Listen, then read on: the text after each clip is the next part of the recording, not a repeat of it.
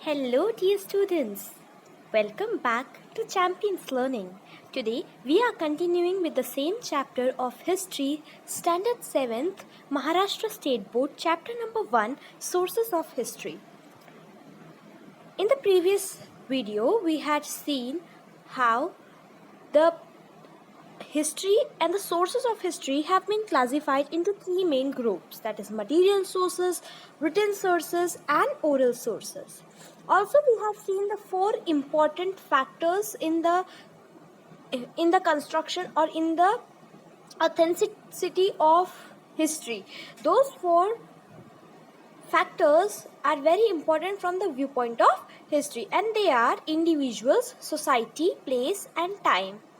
We also learned what is history, and history gives us a chronological, scientific and systematic account of past events. All this after learning this, and also we had also seen that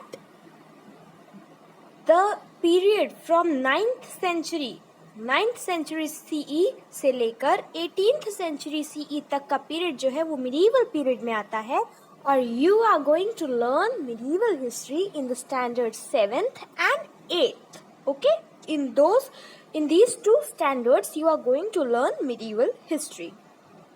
Till 6th standard you have studied about the ancient history, but now from 7th onwards you are going to know more about medieval history. So we have to consider many factors related to the historical event that we want to study. The four main factors are done. वो जो चार factors थे वो तो है ही, लेकिन कुछ important historical events भी होते हैं जिनको relate करने के लिए हमको और important factors चाहिए रहते हैं. It is necessary to support our study with historical sources. हमारी study को और strong बनाने के लिए हिस्ट्री की स्टडी को और स्ट्रॉन्ग बनाने के लिए हमको किसकी हेल्प लेना पड़ेगा? सोर्सेस की हेल्प लेनी पड़ेगी. These sources have to be verified. और जिन सोर्सेस की हम हेल्प ले रहे हैं, पहले हम ये भी तो देखेंगे कि जिसकी हम हेल्प ले रहे हैं क्या वो हमारे ट्रस्ट वर्दी है कि नहीं, उस पर हम विश्वास कर सकते हैं कि नहीं, वो सच है कि नहीं. तो वो वेरिफिकेशन बहुत ज़रूरी है. We have to see whether they are authentic और नॉट. ऑथेंटिक मतलब रियल, जेन्युइन, रियल या फिर जेन्युइन, ट्रू. ऑथेंटिसिटी मतलब ट्रूथफुलनेस होता है. ठीक है, तो ऑथेंटिसिटी का आप ऑथेंटिक का आप बोल सकते हो ट्रू, जो सच है. हमको ये देखना पड़ेगा कि वो सही है, सच है या नहीं. It is necessary to use these sources judiciously and only after a critical analysis. Judicially मतलब carefully, ठीक है, पूरा परख कर. जब हम किसी चीज़ का उसका देखते हैं, उसका इंस्पेक्शन करते हैं, है ना, उसको परखते हैं, तो वो हम उसका क्या करते हैं, हम उसको जज करते हैं. क्या करते हैं? हम उसको जज करते हैं. यस, तो वो जुडिशियसली, जज वर्ड जो है उसी से आया है.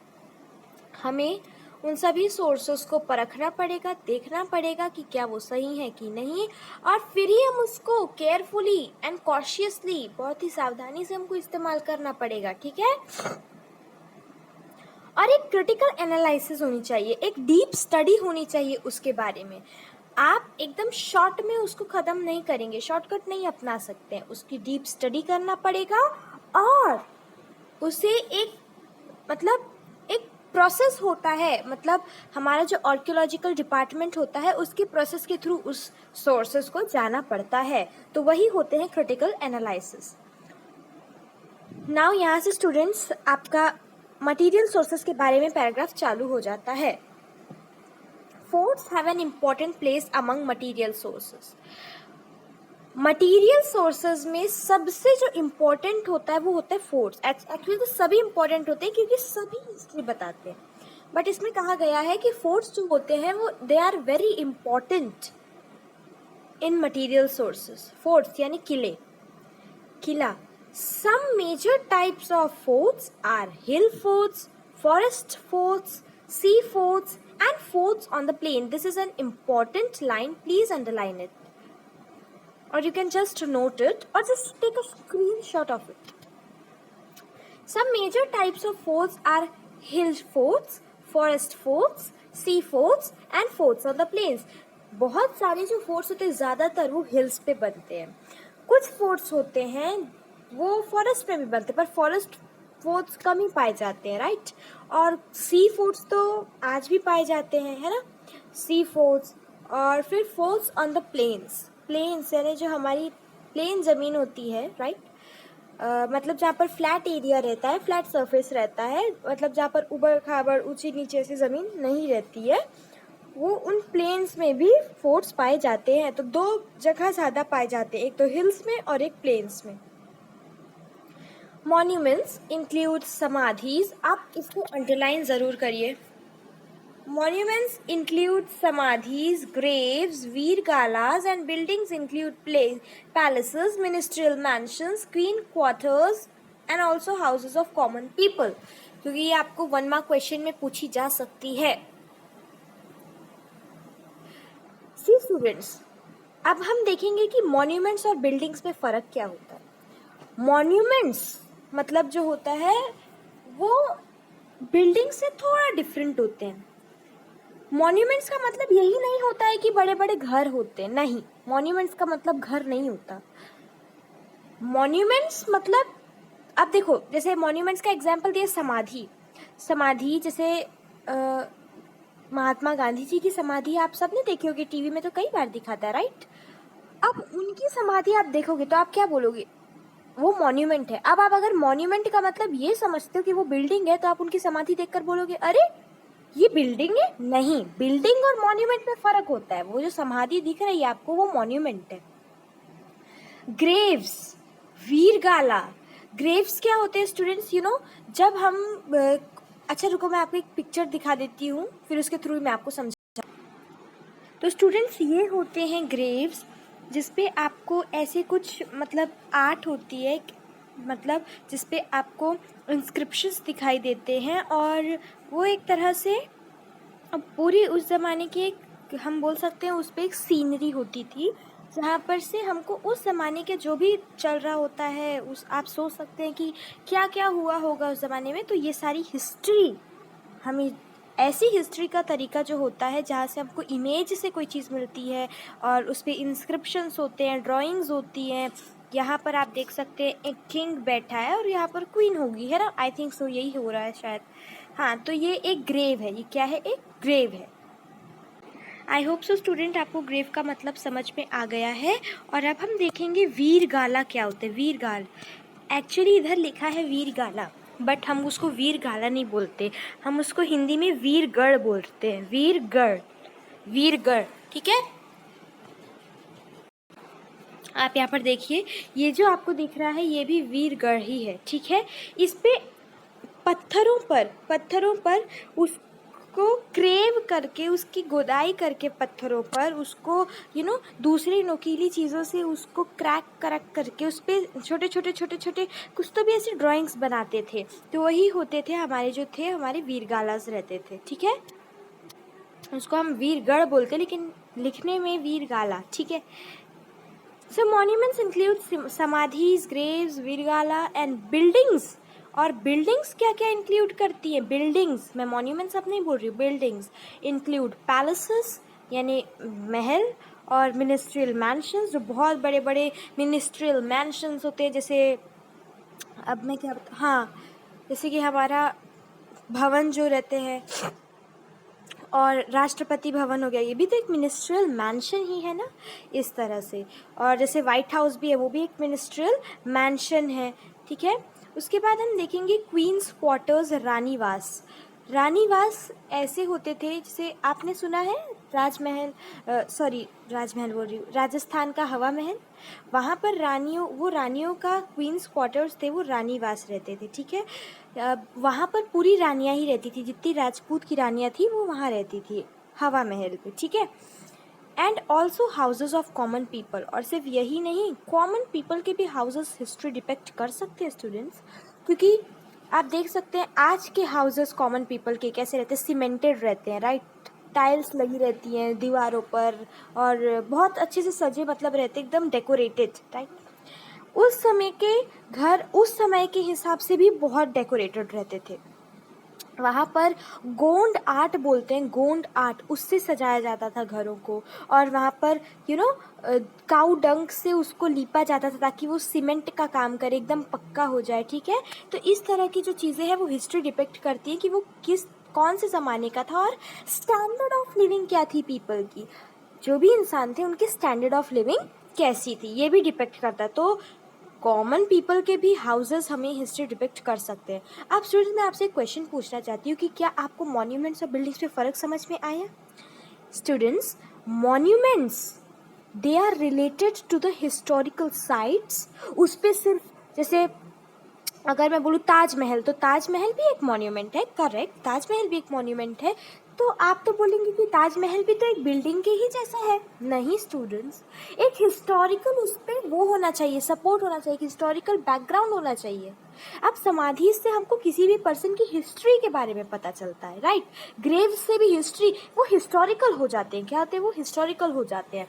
लेकिन बिल्डिंग्स जो होती हैं वो तो कॉमन हाउसेस भी क्या हिस्टोरिकल रहता है वहाँ, वो हिस्ट्री डिपिक्ट करते हैं। लेकिन वहाँ कोई कॉमन हाउस, किसी के भी कॉमन हाउस को देखने, कॉमन पीपल के हाउसेस को देखने तो कोई जाता नहीं है, राइट, कि जाते हैं, नहीं जाते हैं एक्चुअली।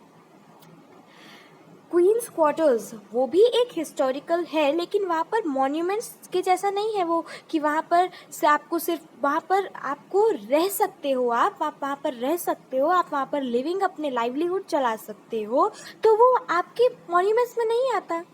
क्या कोई ताजमहल में बैठकर दिन रात काट सकता है अपनी? क्या कोई ताजमहल में जाकर वहाँ पर अपना घर बसा सकता है? नहीं बसा सकता, क्योंकि वो एक हिस्टोरिकल मॉन्यूमेंट है। क्या कोई समाधि पे जाकर अपना घर बसा सकता है? नहीं बसा सकता, है ना। लेकिन मॉन्यूमेंट्स में, बिल्डिंग्स में हम जाते हैं, जैसे मैंशंस में रहते हैं लोग, रहते हैं ना, बड़े बड़े घर रहते हैं तो उसको बोलते हैं मैंशन। पैलेस, महलों में रहते हैं लोग, क्वार्टर्स में रहते हैं लोग, है ना, और हाउसेस में तो रहते ही हैं। तो इस तरह से ये दोनों डिफरेंसेस हो गए आपके बिल्डिंग्स और मॉन्यूमेंट्स में। स्टूडेंट्स, अब इधर देखिए मटेरियल सोर्सेज में, तो मटेरियल सोर्सेज के लिए यहाँ पर एक आपको वेब मिल रहा है बना हुआ, तो वहाँ पर आपको ये एकदम अपने माइंड में एकदम क्लियर कर लेना है, you have to do it by heart. Physical sources, कौन से फिजिकल सोर्सेज होते हैं? जैसे मेमोरियल्स, बिल्डिंग्स। मेमोरियल्स मतलब वो जिससे किसी की भी मेमोरी, मतलब किसी को अपने याद में रखने के लिए जो भी मेमोरियल्स होते हैं वो कहलाते हैं मेमोरियल्स, ठीक है। और स्टूडेंट्स, मैं आपको बता दूं, जो ग्रेव्स होते थे, है ना, वो जब राजाओं, किसी की भी जब डेथ हो जाती थी तो उसके साथ कुछ, उसकी निशानी जो थी वो उसके साथ उसको दफना दी जाती थी। और फिर जब हम लोग उस आर्कोलॉजिस्ट जो होते थे, जब वो उस उस ज़मीन को डिग करते थे तो उनको वो ग्रेव्स मिलते थे, ठीक है। तो ग्रेव्स का मैं आपको अब एक परफेक्ट मतलब बताऊँ तो वो, उससे हमको हिस्ट्री तो मिलती है, लेकिन ग्रेव्स को जब भी किसी की डेथ हो जाती थी तो उसके साथ, उसकी निशानी के तौर पर उसको उसके साथ ही बरी कर दिया जाता था, ठीक है। तो मेमोरियल्स भी कुछ इसी तरह के होते हैं। स्टैच्यूज़ होते हैं, वो भी मेमोरियल्स होते हैं। बिल्डिंग्स आपको मैंने ऑलरेडी बता दी। केव स्क्रप्चर्स, केव के अंदर भी ड्राइंग्स बनाते थे पुराने ओल्ड मैन, है ना, अर्ली पर्सन। एंड फिर उसके बाद इंस्क्रिप्शंस ऑल्सो, इंस्क्रिप्शंस यानी दीवारों पर ऐसे पत्थरों से गाड़ कर चीज़ें लिखी जाती थी, है ना। और कॉइन्स तो बहुत इंपॉर्टेंट है फिजिकल सोर्सेज में। और कॉपर प्लेट्स वो प्लेट्स होती है जो कॉपर की रहती है और उस पर इंस्क्रिप्शंस बने रहते हैं, मतलब उस पर भी गाड़ के उसको क्रेव किया जाता था। क्या किया जाता था? क्रेव किया जाता था, उसको क्रेविंग बोलते हैं, ठीक है। कोई भी चीज़ जब गाड़ के लिखी जाती है तो उसको क्रेविंग बोलते हैं।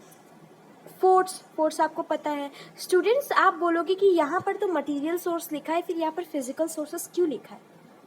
स्टूडेंट्स, मैं आपको ये बात बताना चाहती हूँ कि फिजिकल सोर्सेस और मटेरियल सोर्सेस दोनों एक ही होते हैं। मटेरियल सोर्सेस का मतलब क्या होता है? ऐसे सोर्सेस जिनको आप देख सकते हैं, जिनको आप छू सकते हैं। और फिजिकल का मतलब यही होता है, कोई भी चीज़ अगर फिजिकली प्रेजेंट होती है, मतलब वो हमारी आंखों के सामने हमको दिख रही है, हम उसको छू सकते हैं, वो सॉलिड मैटर में प्रेजेंट है, वो चीज़ है, वो ऑब्जेक्ट है, तो वो हो गया फिजिकल, ठीक है। इसीलिए मटेरियल सोर्सेज होते हैं, जैसे केव्स हो गया, कॉइन्स हो गए, ये सब तो फिजिकली प्रेजेंट है ना, इसीलिए हम उसको फिजिकल सोर्सेज भी बोलते हैं। Now students, let us complete this paragraph. Forts have an important place, ये वाला पैराग्राफ से कंटिन्यू कर रहे थे हम, और फिर हाउसेज ऑफ कॉमन पीपल तक पढ़ लिए थे. उसके बाद they all provide insights about that period. वो सभी उस पीरियड की एक झलक हमको दिखाते हैं. ठीक है, जितने भी फोर्ट्स रहते हैं, मॉन्यूमेंट्स रहते हैं और मैंशंस रहते थे, वो सब क्या दिखाते हैं हमको, उस जमाने की एक झलक दिखाते हैं. Looking at them we come to know about the development of architecture, the economic conditions, the quality of art, style of the building construction and people's standard of living in that particular period. उन्हें देखकर हमें क्या समझ में आता है कि उस समय का आर्किटेक्चर, आर्ट, कला कितनी डेवलप्ड थी, है ना. उन्होंने अपने घरों में ड्राइंग्स बना देते थे, तो सोचो उनके अंदर कितनी, वो लोग कितने टैलेंटेड होते होंगे आर्ट्स में, है ना. द इकोनॉमिक कंडीशंस, उस समय की इकोनॉमी कैसी होती थी हमको कैसे पता चलेगा, वहाँ के घरों को देखकर. जितने डेवलप्ड घर उतनी डेवलप्ड इकोनॉमी. ठीक है, और सिर्फ घर ही नहीं, कॉइन्स को अगर हम देखते हैं तो उससे भी हमको पता चल जाता है कि उस समय की इकोनॉमिक कंडीशंस कैसे रहती थी. इकोनॉमी मतलब होता है related to money. Money matter कैसा, मनी कैसा, उनके यहाँ क्या वो लोग बहुत ही रिच या फिर बहुत ही स्ट्रांग थे मनी से, वेल्थ उनके पास बहुत थी, ऐसे. ठीक है, ये होता है economic conditions. The quality of art, यही बात हो गई, द डेवलपमेंट ऑफ आर्किटेक्चर में आ गया. उनकी जो आर्ट थी वो परफेक्ट थी, आज के ज़माने से उनकी आर्ट कई गुना ज़्यादा अच्छी थी. ठीक है. Style of the building construction, ये भी हमको बिल्डिंग्स, मॉन्यूमेंट्स, इन सब को देखकर पता चल जाता है कि क्या स्टाइल होती थी उनको बनाने की. स्टूडेंट्स, ज़्यादातर आप हिस्टोरिकल मॉन्यूमेंट्स अगर देखेंगे तो उनके ऊपर एक बहुत बड़ा सा टॉम्ब रहता है ना, बहुत बड़ा सा डोम रहता है. उसी को हम क्या बोलते हैं, गुंबद. मतलब एक जैसे ताजमहल के ऊपर ही आपने देखे होंगे, मैं आपको एक डायग्राम से बता देती हूँ. अगर ये सपोज कोई मंदिर भी है, अगर कोई सपोज ये ताजमहल है, ठीक है, तो उसके ऊपर ये इस तरह का जो ये ऊपर से डोम रहता था, वो होता था हमारा जो भी एक स्ट्रक्चर जो कि ज़्यादातर बिल्डिंग्स में दिखाई ही देता था, ज़्यादातर मॉन्यूमेंट्स में वो हमें दिखाई देता था. अब आप ले लीजिए रेड फोर्ट को, रेड फोर्ट में भी वो तो ऊपर से रहता है ना. ये भी एक कॉमन चीज़ हमको ये देखने को मिल रही है कि ज़्यादातर मॉन्यूमेंट्स में ये सब होता है. फिर उसके बाद है and people's standard of living in that particular time. People का स्टैंडर्ड क्या था जीने, ठीक है, लिविंग में पीपल किस स्टैंडर्ड पे जी रहे थे, कौन से क्लास पे थे वो लोग. जब अगर हम हड़प्पन सिविलाइजेशन के बारे में देखेंगे तो Harappan civilization was a very prosperous and rich civilization. Students, उस ज़माने की वो एक अर्बन सिविलाइजेशन थी. अर्बन मतलब एक सिटी थी, वो हड़प्पन सिविलाइजेशन एक सिटी थी. तो सोचो आप कितना ज़्यादा डेवलप्ड होगा उस समय का स्टैंडर्ड ऑफ लिविंग पीपल का. हमसे तो कई गुना ज़्यादा ही डेवलप्ड होगा, क्योंकि उन लोगों की जो अर्बन सिविलाइजेशन थी वहाँ पर सब चीज़ वेल प्लान्ड थी, है ना. वो प्लान्ड डेवलपमेंट करते थे, प्लान्ड कंस्ट्रक्शन करते थे. उनके पास, उनको पता था हर चीज़ की कैसे करेंगे तो फिर ये सब बेनिफिट जो होगा वो हमारे पीपल को मिलेगा. इसलिए उनके जो मतलब जो भी वहाँ के सिटीजन्स होते थे वो सब, उनका स्टैंडर्ड उस हिसाब से बढ़ता गया. ठीक है, अभी हम देखते हैं कि हमारे यहाँ अगर कोई डेवलप्ड कंट्री है तो वहाँ के स्टैंडर्ड ऑफ लिविंग पीपल का बहुत ज़्यादा रहता है, और कोई अगर थोड़ी पुअर कंट्री रही तो फिर उसका स्टैंडर्ड थोड़ा लो रहता है ना. यही होता है डिफरेंस स्टैंडर्ड ऑफ लिविंग में. मतलब लोग रहते कैसे हैं, कुछ लोग रहते जो बहुत high fly, they are very rich with wealth, उनकी वेल्थ बहुत ज़्यादा रहती है ना. तो वो एक हो गया स्टैंडर्ड. दूसरी तरह का स्टैंडर्ड होता है हमारी मेंटालिटी. स्टूडेंट्स, हम कितना अच्छा सोचते हैं, कितना हाई सोचते हैं, ये एक स्टैंडर्ड होता है. तो दो तरह के स्टैंडर्ड्स होते हैं. सिर्फ वेल्थ से कोई स्टैंडर्ड लिविंग नहीं बनता. ओके, तो जो हड़प्पन सिविलाइजेशन थी वहाँ के पीपल के पास वेल्थ भी थी और हाई मेंटालिटी भी थी. ये मैंने आपको फर्स्ट वीडियो में बता दी है ना. Okay, next students, can you tell how do coins narrate history? Coins history कैसे नरेट करते हैं? स्टूडेंट्स, अगर आप आज 1 रुपये का कॉइन लेते हैं तो आपको उस पर क्या क्या दिखता है? एक तो साथ साइड में उसके मेज जो रहता है, यानी भुट्टा है ना, हम उसको बोलते हैं मक्का, वो रहता है कॉर्न मेज, और उसका जो स्ट्रक्चर रहता है वो कैसा रहता है, उस पर डायग्राम में जैसे वो बना रहता है, उसकी पिक्चर रहती है हमारे कॉइन में, और उसके नीचे जिस साल वो बना उसकी डेट रहती है, और पीछे साइड देखेंगे तो वहाँ पर हमारा नेशनल एम्ब्लम और उसके नीचे सत्यमेव जयते ये लिखा है, और इंडिया भारत इस तरह लिखा हुआ है। ठीक है स्टूडेंट्स, इन सब से हमको क्या पता चलता है? हमको इन सब से मतलब जिस समय में वो कॉइन बना होगा उस समय में हमको पता चलता है कि वहाँ की करेंसी कैसी थी, पीपल उस पर्टिकुलर कंट्री की करेंसी कैसी थी, और वो जो कॉइन है वो कौन से साल में बना। कई कॉइन्स में तो जब राजा महाराजाओं का टाइम था तो उन्होंने अपने नाम की मोहर लगाई थी, और जिस पे फिर वो मोहर दिखाकर ही हम ट्रेड कर सकते थे, बिजनेस कर सकते थे। ठीक है, तो वो एक मोहर भी पता चलती है कि कौन से राजा का शासन होता होगा उस वक्त। तो ये डिफरेंट जो थिंग्स रहती हैं वो हमको किससे पता चलती है? कॉइन से। तो इस तरह कॉइन्स हिस्ट्री नरेट करने में, हिस्ट्री बताने में एक बहुत इम्पोर्टेंट एविडेंस रहते हैं। ठीक है, let's learn. Since ancient times, coins like kauri, damdi, dhela, pai, paisa, ana and rupee were used. कौड़ी, दमदी, ढेला, पाई, पैसा, आना एंड रुपी, ये सब जो भी आपको दिख रहे हैं कॉइन्स, ये सब यूज हो रहे थे एंशिएंट टाइम से। कहाँ? इंडिया में। Some local idioms or proverbs are based on coins. कुछ लोकल जो हमारी जो कहावतें हैं वो भी बेस्ड रहती है कॉइन्स के ऊपर। जैसे 1 फुट की कौड़ी देनार नहीं, 1 फुट की कौड़ी देनार नहीं, तो मतलब इसका हम लोग, आपको याद आ रहा होगा हम इसको क्या बोलते हैं? 1 फुटी कौड़ी नहीं दूंगा, राइट।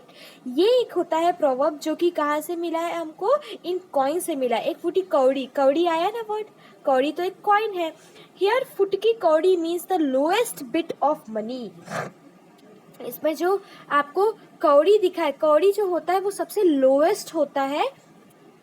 मनी जो रहता है उसका सबसे लोएस्ट, सबसे नीचे वाला जो फर्स्ट बिट होता है वो होता है कौड़ी, उसके नीचे कुछ नहीं होता। तो 1 फुट की कौड़ी, 1 फुटी कौड़ी नहीं दूंगा।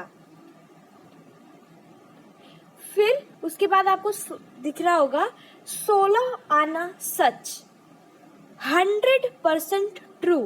तो इस पे 16 आना आया ना वर्ड, आना मतलब कॉइन, एक कॉइन हमने देखे थे आना, तो 16 आना सच मतलब हिंदी में होता है, इंग्लिश में होता है 100% ट्रू, एकदम सच। ठीक है, so the coins made by different rulers using metals और like gold, silver, copper and important sources of history. तो ये जो भी कॉइन्स होते हैं जो कि गोल्ड, सिल्वर, कॉपर, इन अलग अलग मेटल से बनते हैं, ये सब उस समय का जो भी रूलर होगा, जो भी राजा होगा, उस समय की हिस्ट्री हमको नरेट करते हैं। स्टूडेंट्स, इसके आगे का जो पार्ट है वो हम यहीं तक लेंगे, और उसके बाद जो रहेगा वो हम नेक्स्ट चैप्टर में ले लेंगे। ठीक है, I think that's all for today. अब कॉइन्स वाला लेक्चर जो रहेगा वो हम नेक्स्ट वीडियो में ले लेंगे, क्योंकि अभी मुझे लग रहा है टाइम बहुत ज़्यादा हो गया, क्योंकि जो फर्स्ट बेसिक होते हैं स्टूडेंट्स वो थोड़े लेंदी होते हैं। इसके बाद के जो वीडियोस आएंगे वो बहुत शॉर्ट आएंगे। ठीक है, चलिए तो students, bye, take care and do subscribe the channel if you love the video.